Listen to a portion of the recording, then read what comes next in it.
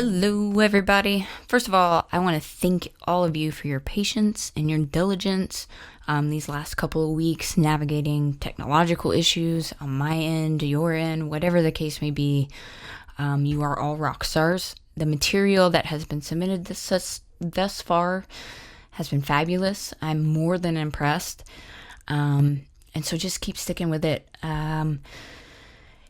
So this week we are going to dive into Reaper. I'm going to put down all the historical reading and the writing so you get a break from that. It is incredibly important. I know that sometimes that stuff seems like busy work or it's just a lot of information.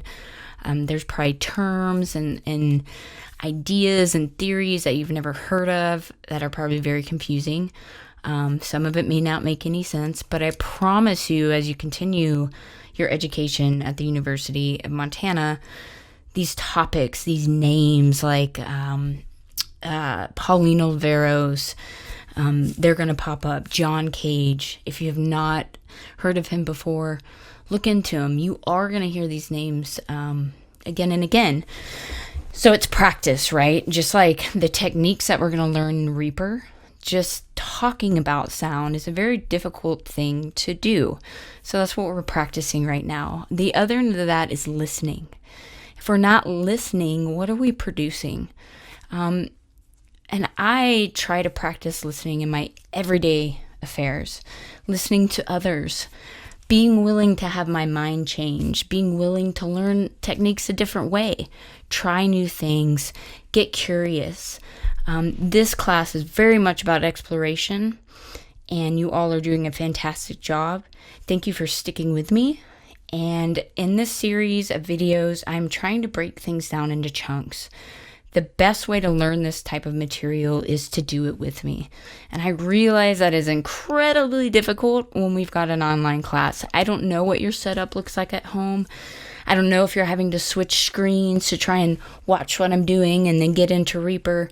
So by breaking these into smaller chunks, my hope is that you'll watch one video and then immediately go into Reaper and try and replicate and do the same things. If you get stuck, don't get lost in the weeds, don't get frustrated. There are so many things that could go wrong. And, it could be one button that's not pushed so you can't hear things, or playback's weird. Whatever the case may be, all of you have so far done a great job of communicating with me. Keep doing that. I'm not here to punish you. I am here to help you succeed. And so just keep communicating with me where you're at. Matthew as well. He is also a huge advocate for you all and each other. One of the reasons I'm having all of you reply to each other's works is because you are your greatest assets. And as you continue through your education, you're going to make friends, I hope, and use each other. Look at what other people are doing. Get inspired. Ask questions. And if somebody else has a question or had an issue in their work, reply to that and be like, hey, I ran into the same situation X amount of time ago, and this is what I did. Use each other. Use Google.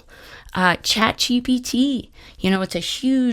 There's a lot of controversy with ChatGPT. I'm not asking you to do your work for you, but if you have questions, it is like Google and Safari and Chrome and Firefox all smushed into one. It's a great resource if used correctly. YouTube, one of my favorite channels out there. He does great tutorials, and it's called Reaper Mania, and I'll be sure to include a link. If I'm explaining something that's maybe not clicking, feel free to explore other ways that people are teaching these things. I understand that we all learn differently. So with that being said, I'm trying to keep it short. I'm a talker.